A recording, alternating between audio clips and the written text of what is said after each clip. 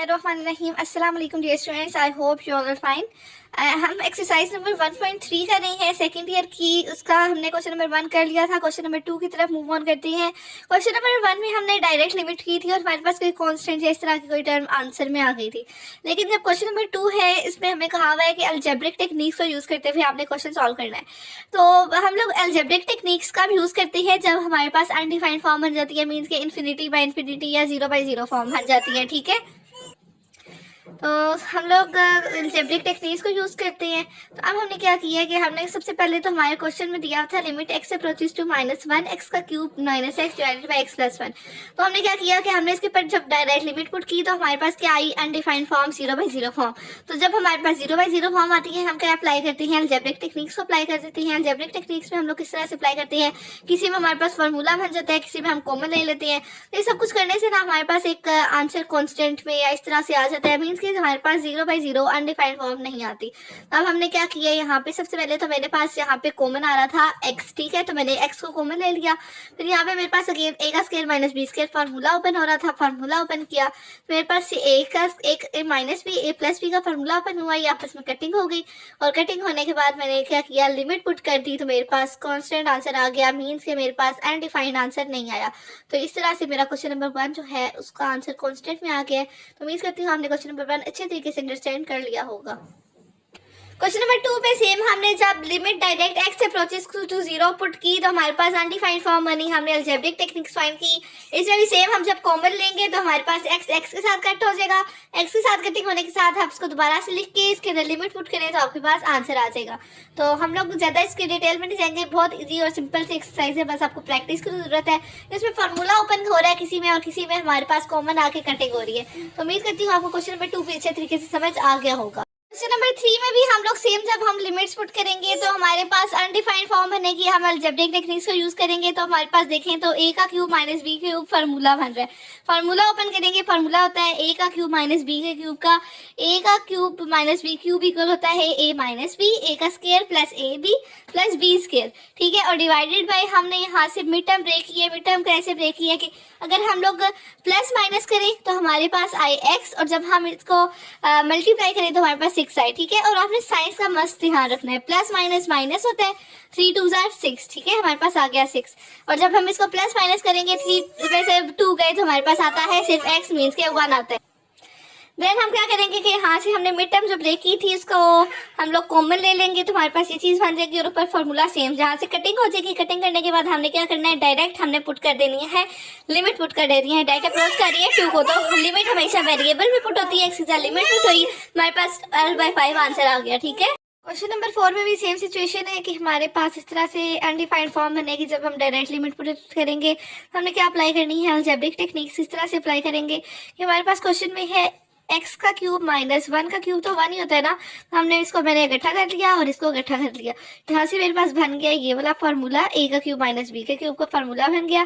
Formula open किया, यहाँ से 3x कॉमन लिया। कॉमन लेने के बाद यहाँ से देखिए, हमने यहाँ से मिस्टेक हरगिज नहीं करनी कि x माइनस 1 और x माइनस 1।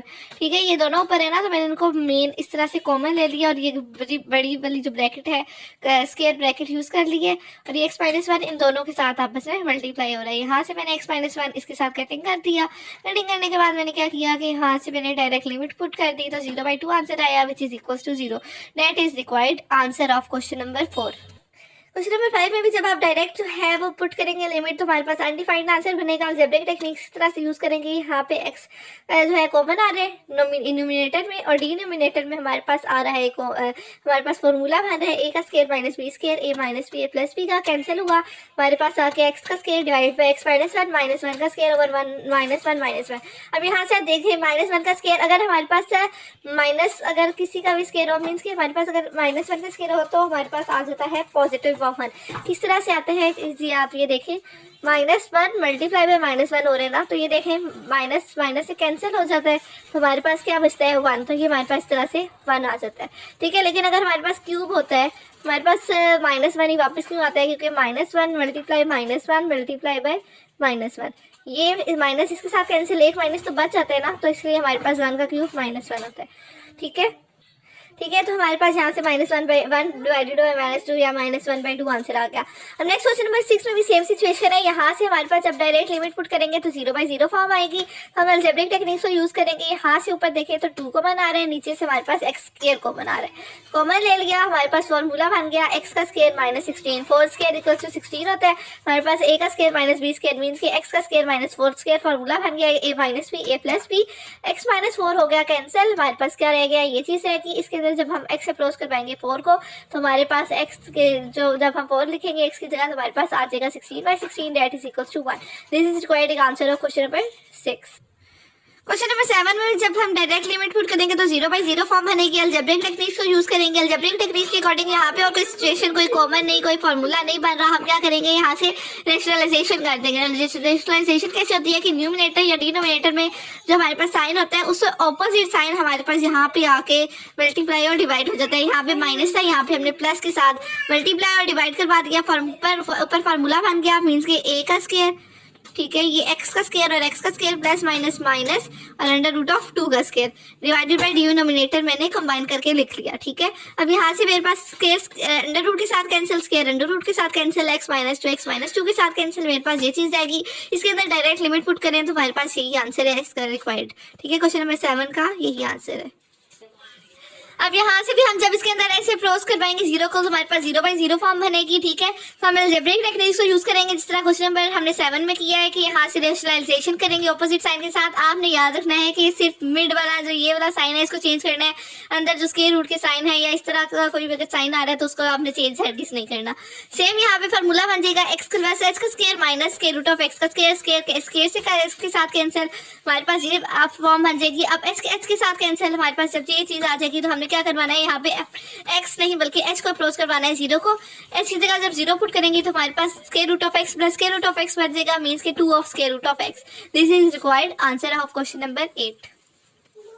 अच्छा, क्वेश्चन नंबर 9 हमारे पास लास्ट क्वेश्चन है। इसमें हमारे पास फॉर्मूला यूज हो रहा है। अगर आपने थ्योरम्स पढ़े हो 1.3 के प्रीवियस पेज पे हमारे पास थ्योरम है लिमिट x अप्रोच कर रहा हो a को x - n की पावर n माइनस a की power n divided by same हमारे पास डिनोमिनेटर में हो क्या, ये वाली जो हमारे पास बेस पे चीजें हैं x - a, हमारे पास ये n-1 के इक्वल होता है। यहाँ पे हम ये बनाने के लिए क्या करेंगे कि x - a के साथ हम लोग डिवाइड करेंगे। ऊपर न्यूमिनेटर वाली टर्म को भी डिनोमिनेटर के साथ जो चीज मल्टीप्लाई करती है वो डिवाइड कर भी वो मल्टीप्लाई भी करती है डिवाइड के साथ, तो ये आपस में कैंसिल हो जाएगा। फिर हमने लिमिट सेपरेट कर ली। लिमिट सेपरेट करने के बाद हमने थ्योरम अप्लाई कर लिया, किसके इक्वल होता है n-1 के, और नीचे हमारे पास बनेगा m-1 क्योंकि यहाँ पे n की जगह हमारे पास m टर्म है। ये हम करने के बाद n/m को यहाँ रख लिया। जो हमारे पास जो बेस है वो सेम है तो पावर्स ऐड हो जाएंगी। पावर्स ऐड होंगी तो हमारे पास -1 + 1 कैंसिल, हमारे पास आंसर क्या आ जाएगा n/m a की power n - 1 that is required answer. तो हमारी यहाँ पे क्वेश्चन 1.3 एक्सरसाइज कंप्लीट हो गई है।